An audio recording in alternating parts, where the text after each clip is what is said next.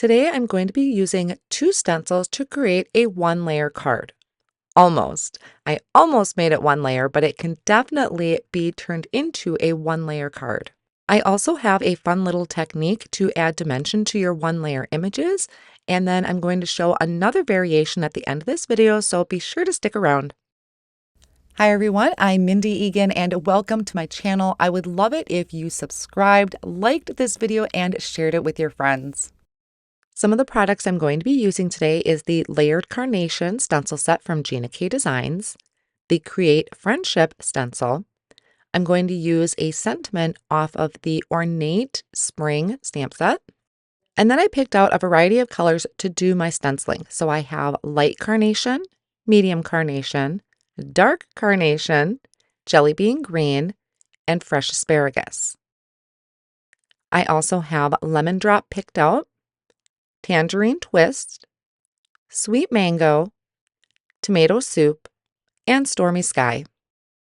Some additional supplies that I know I'm going to need is repositionable tape, a tape runner, and then I have some flat blending brushes and also the mini blending brushes from Gina K Designs.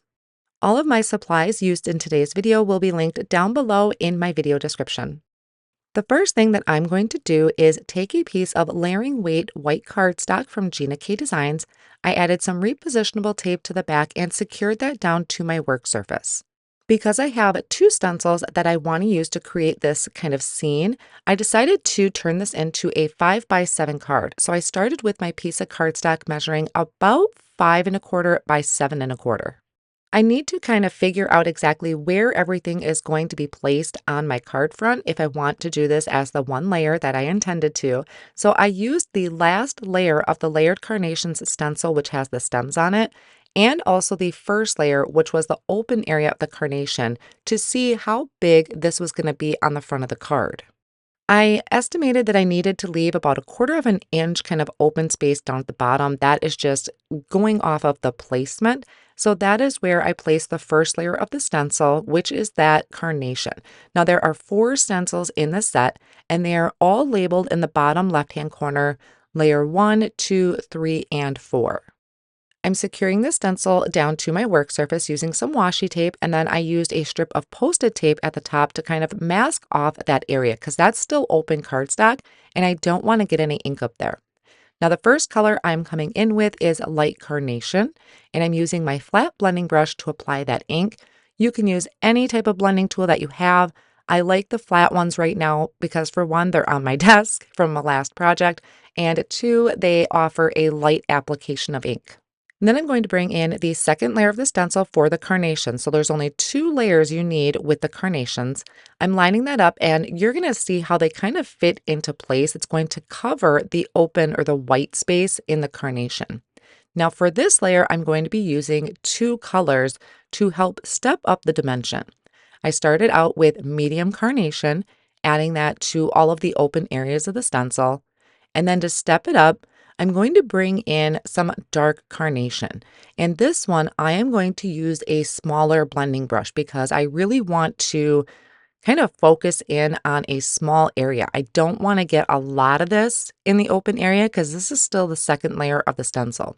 So I'm just using that small blending brush and the dark carnation to apply that darker color to the base of the flowers and then in the center of that larger flower. After I have this ink applied, my carnation is done and I can start working on the stems. So with this stem, which is going to be the first layer, there's 2 layers to your stems, and this is going to leave a little bit of a white gap. So I feel that this is very user-friendly because you kind of have a little bit of wiggle room with these types of stencils. Again, I'm going to hold those down with my Post-it tape and mask off that top. I really didn't need the mask on the top. I kind of needed it more towards the bottom. My first color I'm using is jelly bean green, just applying that light layer of color, kind of having it fade off a little bit towards the ends of the leaves. After I finish this first layer of the stencil, I'm going to bring in the second layer. Again, you're going to be able to really see how this kind of fits into place. And I'm going to bring in my smaller blending brush once again and apply a darker color of ink, which is fresh asparagus. These are beautiful greens together, but again, I want to step this up a little bit. So still using this layer of the stencil, I'm going to bring in a darker shade of green to kind of add that contrast and a little bit of dimension like I did in the flower. So this is Christmas Pine. It's a really nice deep green. And again, just applying it right towards kind of the base of the stem or where the leaves would connect to the stem. If I were coloring with my alcohol markers, I would call this my shadow area because to me, that is where the least amount of light is going to be. Now you can definitely just turn your card into a one layer card right from here. You don't need to add anything additional except a sentiment. But my idea was to have a butterfly up on top. And Gina has a ton of different images you can stamp, but I have this Create Friendship stencil and a beautiful butterfly in it. So I thought I would add that up towards the top. So with this stencil, there's a few more different items on the stencil than just a butterfly. So just make sure if you need to mask off anything to cover it up, you do that. I left mine open because there was a pretty good amount of room for me. Now the first layer of the butterfly, I am using Lemon Drop ink. It is a really nice light pale yellow. And then still leaving that open area of the butterfly on there. This is still my first layer of the butterfly. I'm bringing in a mini blending brush and using Sweet Mango ink. I started in the center, worked my way out towards the tip of the wings, but I really want to save some of that yellow on the edges. I think that's going to bring a nice warmth and glow to my butterfly. Then I'm going to remove my stencil, and it's kind of along the lines that I noticed I got pretty close to the carnation. I think my stencil shifted a little when I taped it down, so just be careful of that.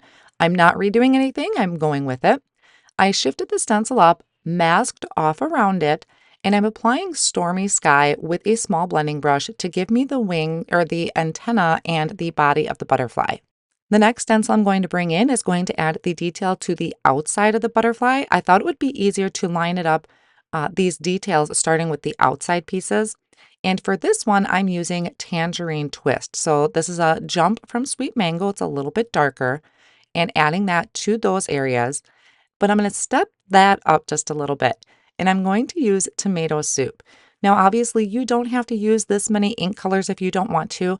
I really like adding these different shades to my butterflies and just my stenciled images in general. I think it really helps add more contrast and character to those images.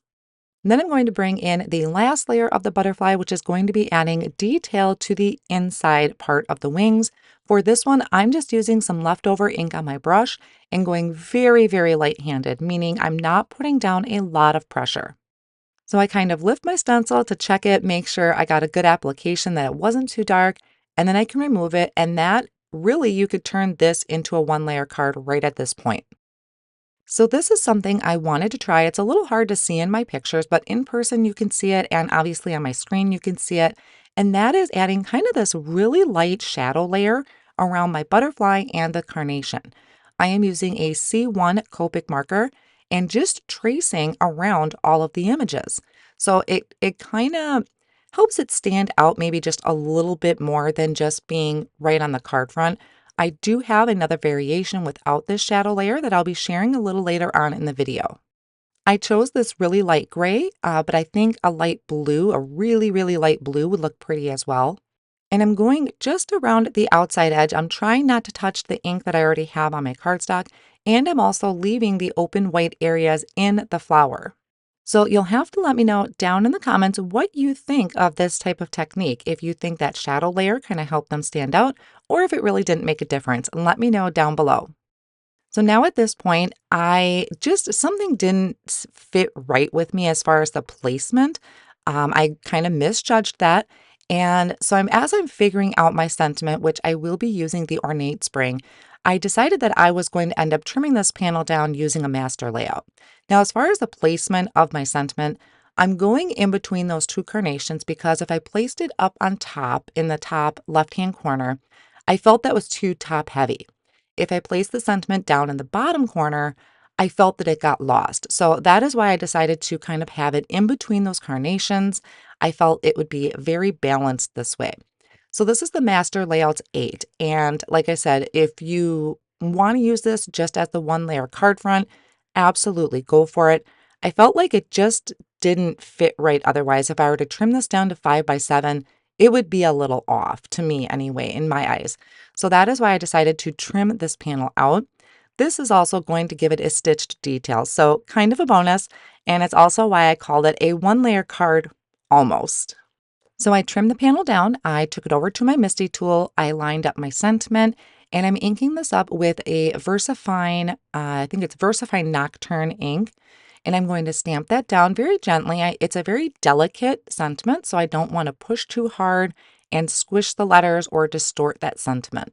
I had thought about heat embossing it in gold, but I thought the black would just stand out more, being that I was overlapping with the flowers. So now I need a card base, and I don't use my colored cardstock enough when it comes to card bases. So I brought out my little swatch ring, and I'm going through my shades of pink that I have with Gina K Designs, and I landed on Dusty Rose. And I thought that would be a perfect combination to go with my carnation colors. So I have a piece of cardstock. This is a full sheet 8.5 by 11 that I'm going to be trimming down, and then I'm going to score it. So what did I trim it down to? 7 by 10 inches. Had to think there. And then I'm going to score it at 5 inches. So it's going to give me a 5 by 7 card front. The Dusty Rose cardstock, I know Gina had restocked it, kind of, I want to say revamped it. I believe it's 100-pound now. Before it was more of a layering weight, but now it is a heavier weight. So it does make a really good card base. I'm taking tape runner and adding it to the back of my panel so I can attach it to my side folding card base. Now this gave me a perfect opportunity to decorate the inside of my card. Normally I do white card bases and just kind of leave them blank. Being that this is colored in the inside, I thought this is a great time to dig out my sentiments for the inside of my card. So I trimmed out a piece of cardstock that's going to be the same size as that die cut piece on the front. And then for the sentiment, I have the stamp set on the inside, birthday edition. Gina has a few different sets like this where they're on the inside sentiments and they're in different, I guess I would say, themes. So this one has a ton on here. I picked the one that kind of matched my font on the front of the card. So it's very scripty, excuse my head popping in, but I lined up the sentiment on that panel that I had trimmed out.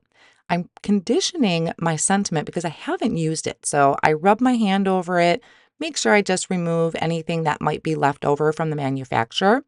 And then I'm going to ink it up with that Versafine ink once again.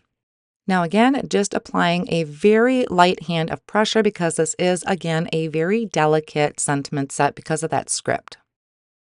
I'll again add tape runner to the back of this panel and attach it to the inside of the card. And it honestly took everything in me to not pop up my front panel with foam tape or even add embellishments to the front. It's definitely something you can do. But since I kind of already strayed from my whole one layer idea, I didn't want to stray too far by adding more to the front of it. So it is still a very good kind of weight, or it's still very flat. Even though I have it on top of a card base, it is still very flat and easy to mail. So now here's a look at the completed card. You can see in the video here that outline I did with that Copic marker, but I do have another card I had created kind of at the same time off screen, and this one does not have that outline. So this one again is trimmed out, but it's added to a white side folding card base, and it is same sentiment. I did not do the inside on that one, but on the right, there's no Copic marker outline, and on the left, there is. I hope you enjoyed today's almost one layer card using 2 different stencils. I will have all of those supplies listed down below in the video description and over on my blog. Thank you all so much for watching and subscribing, and I'll see you again real soon.